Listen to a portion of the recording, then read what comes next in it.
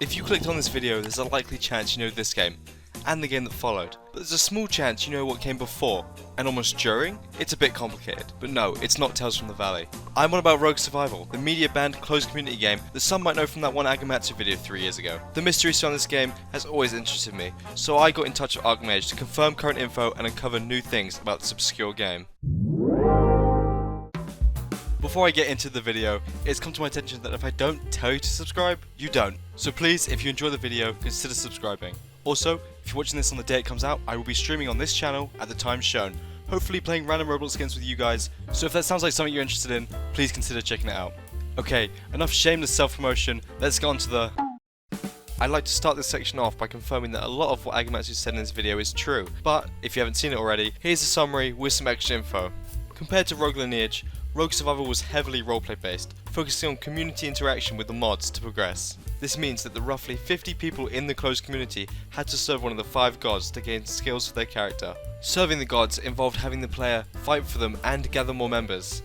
In return, the gods would grant you skills, but unlike Rogue Lineage, they were not tied to a class, and anyone was able to use any skills. Some of these skills were actually reused in Rogue Lineage. For example, the smithing line of skills were taken from Rogue Survival. We can see in some leaked versions of the map that in the Decaying Isle, which is a location found in both games, there is an ore known as Nightstone. This ore was still present in Rogue Lineage but hidden inside a wall and was removed in future updates. To give an example of one of the skills given out, Ark mentions a skill taught to you by serving the Swarm God, which allowed the user to turn the killed players into insects for your own swarm, which sounds a lot like Necromancer from Rogue Lineage with a different coat of paint. Unlike Rogue Lineage, players only had one life, meaning character loss was a lot more impactful. Players were only allowed to kill other players if given the proper reason. There's no clear story in Rogue Survival, and Ark stated that a lot of it was made up as they went along. Another way players could lose their character was when you'd serve the god enough. At this point, they would take your body as the gods didn't have any, which would wipe your character and give the gods your appearance. As mentioned in Agamatsu's video, you could die of old age. This is not done when you hit a certain day count. Instead, the gods manually age you. Similar to Rogue Lineage, the same mana system was used to cast spells and get around the map. However, interestingly, climbing was not a part of the player's movement. Ark stated that the combat was still similar to Rogue, for better or for worse.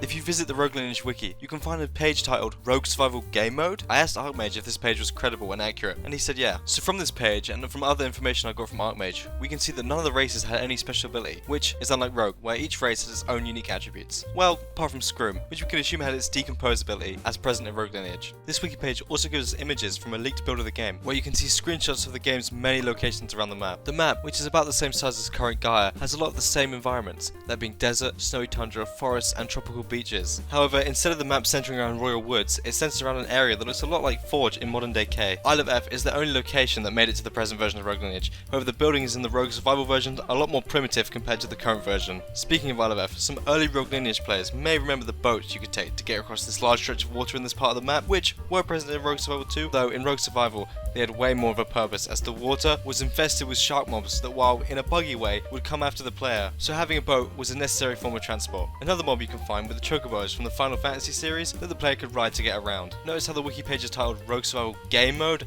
That's right, at some point the Rogue dev team were considering making Rogue Survival a game mode for Rogue Lineage, though Archmage stated that the development for the game mode didn't stop because of Deep Woken, and was worked on before and during Rogue's development, before being dropped. Thanks for watching my summary of Rogue Survival. It was really interesting doing the research for this video, and I can't thank Archmage enough for providing most of the information. Rogue Survival seems like it would have been fun to take part in, however I'm glad Rogue Lineage has more quality of life. Like, there weren't any doctors in Rogue Survival, which I can see getting really annoying. I'm interested to hearing what you guys think of Rogue Survival, so leave a comment down below and let me know, would you have taken part in the community? See you next time, if or when that is.